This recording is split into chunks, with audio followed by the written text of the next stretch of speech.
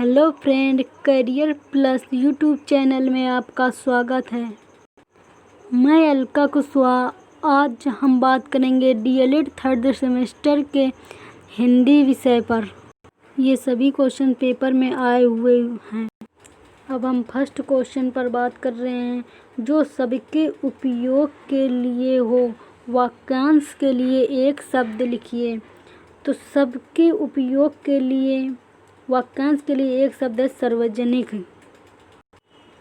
अगला क्वेश्चन है, नील कमल सी मुख प्रभा सरस सुधा से बांध पंक्ति में प्रयुक्त अलंकार लिखिए। तो इसमें उपमा अलंकार होगा। उपमा अलंकार वो अलंकार होता है जिसमें एक प्रसिद्ध वस्तु की तुलना दूसरे प्रसिद्ध वस्तु से की जाए, वहाँ पर उपमा अलंकार होता है। अगला क्वेश्चन है, आकाश का चांद हाथ आना मुहावरे का अर्थ है। आकाश का चांद आना मुहावरे का अर्थ है असंभव कार्य का संभव होना, यानी कि किसी बात को बढ़ा चढ़ा के कहना। अगला क्वेश्चन है, वीणा वादनी वरदे पंक्ति के रचयिता। तो वीणा वादनी वरदे पंक्ति के रचयिता सूर्यकांत त्रिपाठी निराला जी हैं। अगला क्वेश्चन है, चतुर्दिक और यथाविधि शब्दों में प्रयुक्त समास लिखिए। चतुर्दिक शब्द में द्विगु समास होगा, क्योंकि द्विगु समास संख्यावाची होता है, तथा यथाविधि में अव्ययवाद समास होगा। अव्ययवाद समास जैसे कि यथाविधि हो गया, यथासंभव हो गया, यानी कि अव्ययवाद समास में जैसे उपसर्ग जो लगे होते हैं वो सब अव्ययवाद समास के अंतर्गत आते हैं। अगला क्वेश्चन है, बाराबाट होना लोकोक्ति का अर्थ बताते हुए इसका अर्थ स्पष्ट कीजिए। बाराबाट होना यानी कि बंटवारा होना। राकेश अपने भाइयों से बाराबाट हो गए, यानी कि अलग अलग हो गए। अगले क्वेश्चन पर बात करेंगे, ता था दा धा का उच्चारण स्थान बताइए। तो ता था दा धा का उच्चारण स्थान दंत होगा।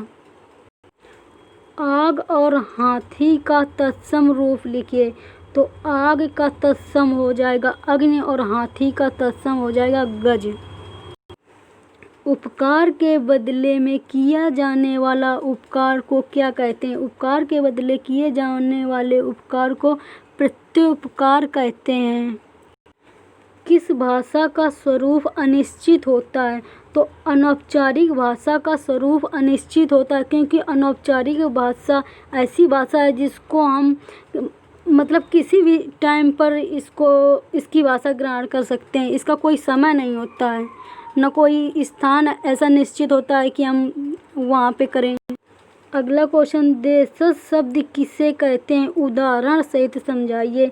देशज शब्द वो शब्द हैं जिनकी उत्पत्ति अज्ञात है, मतलब जो हमें ज्ञात नहीं है, अर्थात हमको ये ज्ञात नहीं है।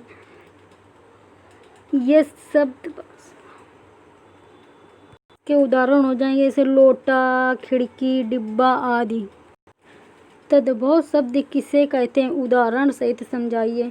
वे शब्द जो संस्कृत भाषा के हैं किंतु धीरे धीरे उनके रूप बदल गए हैं और हिंदी में प्रयुक्त होने लगे हैं, तद्भव कहलाते हैं। जैसे आग हो गई, हाथ हो गया, आम हो गया आदि। तत्सम शब्द किसे कहते हैं? उदाहरण सहित समझाइए। तत्सम शब्द संस्कृत के होते हैं, जैसे कि जो कहते हैं संस्कृत के ही होते हैं। उदाहरण हो गया जैसे हस्त हो गया, अग्नि हो गया, आम्र हो गया। जैसे रूढ़ शब्द किसे कहते हैं? रूढ़ शब्द वो शब्द होते हैं जो कि किसी भी शब्द के योग से नहीं बनते हैं, उन्हें रूढ़ शब्द कहते हैं। जैसे आम हो गया, कलम हो गया, नाक हो गई आदि, मतलब कि ये किसी के योग से, जैसे आज हो गया, ये सब किसी के योग से नहीं बने हुए हैं। यौगिक शब्द किसे कहते हैं? उदाहरण सहित समझाइए। जो शब्द दो शब्दों के योग से बने होते हैं उन्हें यौगिक शब्द कहते हैं। जैसे कि विद्यालय हो गया, पुस्तकालय हो गया, छात्रावास हो गया। जैसे कि विद्याधन आलय, पुस्तक धन आलय, छात्रा धन आवास बराबर छात्रावास। तो ये दो शब्दों के योग से बने हुए हैं, तो यही यौगिक शब्द कहलाते हैं।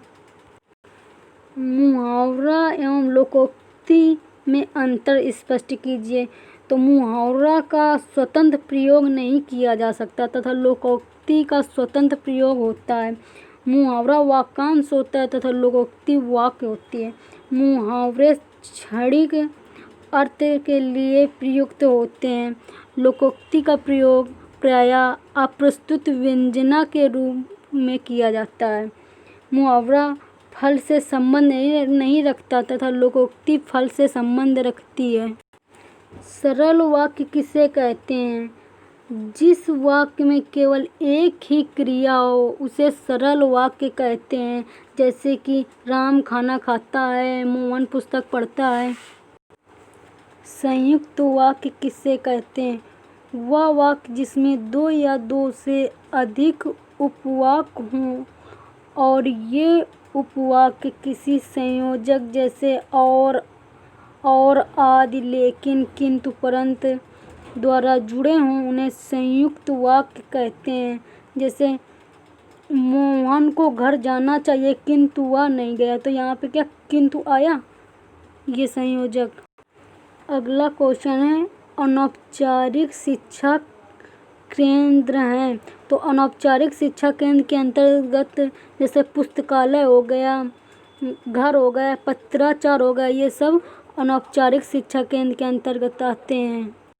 अगला क्वेश्चन स्वतंत्र लेखन से होने वाले लाभ बताइए। स्वतंत्र लेखन से निम्नलिखित लाभ होते हैं। जैसे स्वतंत्र लेखन से रचनाकार के अभिव्यक्ति के कौशल का विकास होता है। स्वतंत्र लेखन से रचनाकार के कल्पनात्मक शक्ति का विकास होता है। स्वतंत्र लेखन से लेखक का बौद्धिक विकास होता है। स्वतंत्र लेखन से लेखक की कार्य क्षमता की दक्षता एवं प्रवीणता का विकास होता है। अगला क्वेश्चन है प्र और सु उपसर्ग लगाकर दो दो शब्द लिखिए। तो प्र लगाकर प्र प्लस पौत्र, तो ये प्रपौत्र हो जाएगा। प्र प्लस नयन बराबर प्रयन, और जैसे सु प्लस अवर का हो जाएगा सुअवर, और सु प्लस गंध का हो जाएगा सुगंध।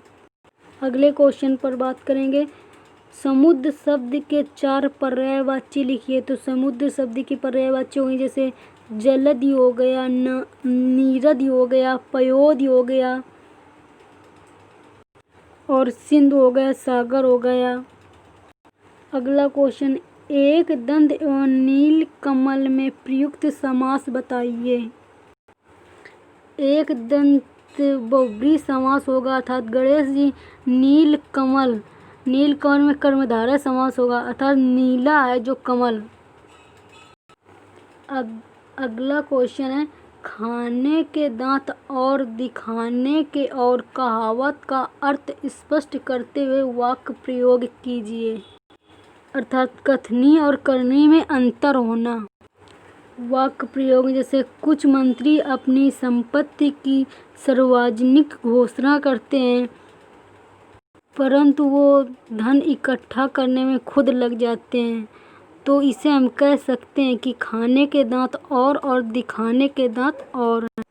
अगला क्वेश्चन काकर पाथर जोड़ के मस्जिद लई बनाए, ता चढ़ी मुल्ला बाग दे क्या बहरा हुआ खुदाए। इस पंक्ति के रचयिता कौन है? तो इस पंक्ति के रचयिता कबीर दास जी हैं। प्लीज़ वीडियो को लाइक करें तथा चैनल को सब्सक्राइब करें।